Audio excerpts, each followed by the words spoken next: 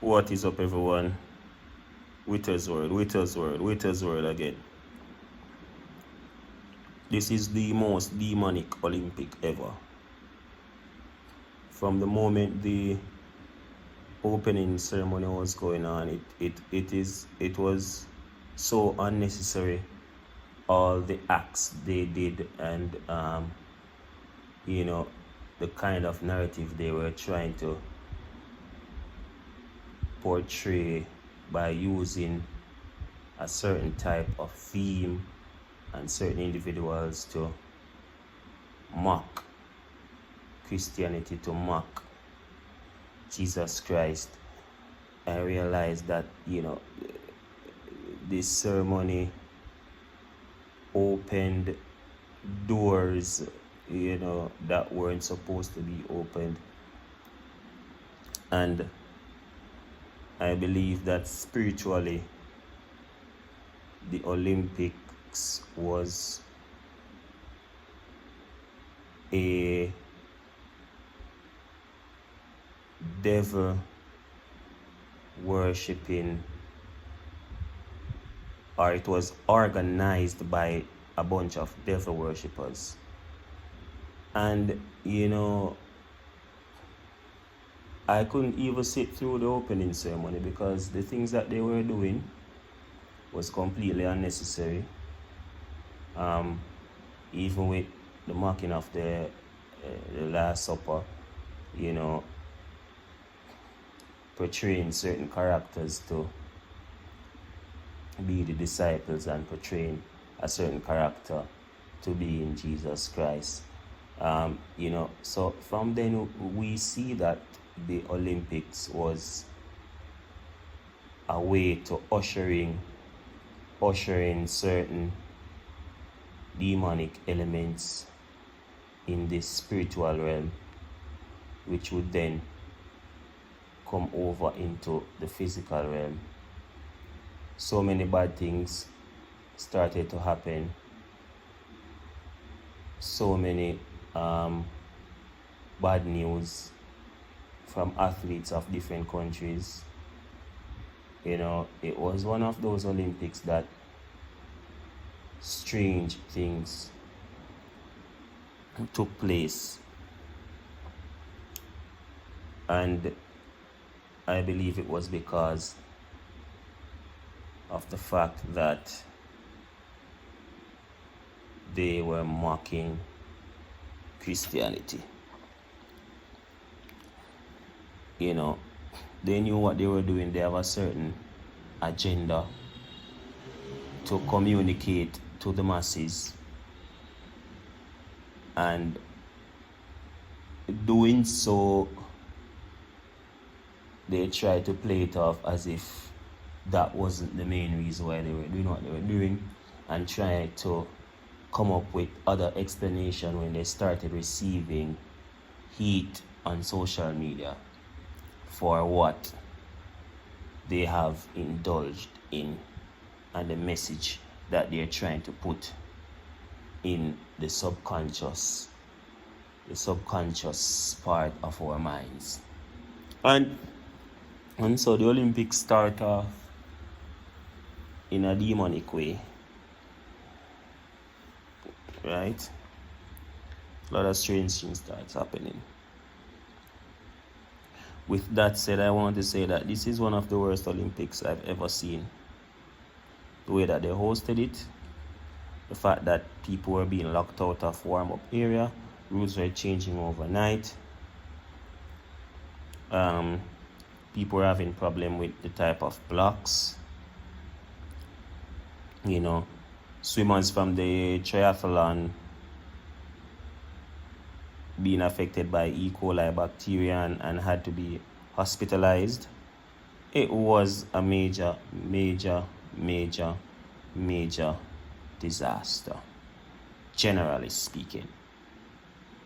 Now, narrowing it down to the Jamaican athletes, the Jamaican team, it was a bunch of ups and downs, bunch of drama regarding the Olympic Village and the athletes not having any AC. and even our whole governing body not putting the right things in place for the athletes to be comfortable in that space. That was another major issue. The injuries that some of our major athletes had, it so far it's a devastating Olympics for the Jamaican team, but we will rise again. We see that there is hope there, especially from young athlete like Kishane Thompson, and Seville. We see that we are on the brink of rising to the top again. The Americans will always spread false narratives to push their agenda to try to wipe out our history, because they think that the world revolves around them. So let them speak, let them talk. That's what they do with their media, and they have very powerful media that is seen around the world, and so they will pump their money into it to push a certain narrative backed by the agenda that they want to push with their people. So let them do what they want to do. But the fact is, the facts are out there for the ignorant bunch that want to call Noah Lyles the fastest man ever, the fastest man alive. The facts are out there, so they can keep talking. Simple Google solve those problems, but they can keep pushing that narrative in the media to get the American track and field bandwagonists to come over and then start, oh, we're the best in the world, oh, we're the best in the world, You know what I mean? So that's what they do to boost their egos, because the majority of people over there, they don't really watch track and field. So the media is going to do anything, if it even mean to tell lies and have Noah Lyles go on the Jimmy Fallon show with Jimmy Fallon acting all ignorant and meaning a lack of knowledge, acting all oblivious, as if you don't know who the fastest man alive is. You know what I mean? Same goes for Beyonce, as if they don't know. But this is the length to which America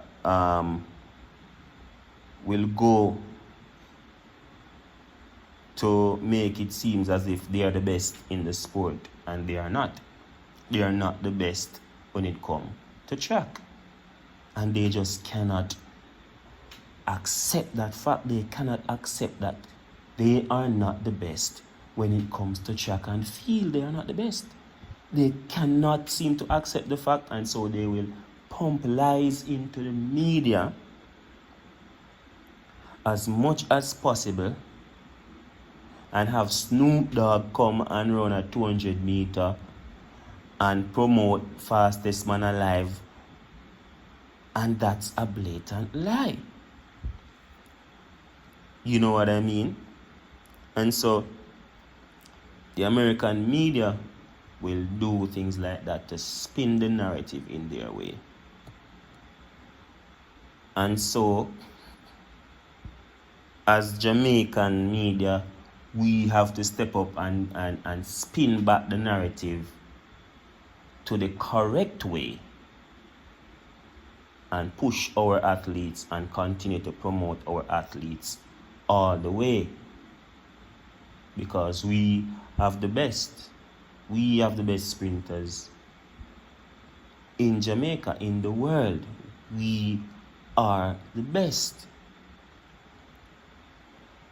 So this might be a time where we are kind of finding our foot back into things, finding our way, working on our athletes, our young and upcoming bunch that is producing some phenomenal times. and it's right around the corner. You know what I mean? And it is going to reach a point where when we start doing so well, they're going to keep on. They're going to come back with their narrative that, oh, you guys must be on drugs. You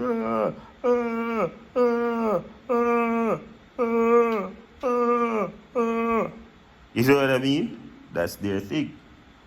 But we know that we are the best.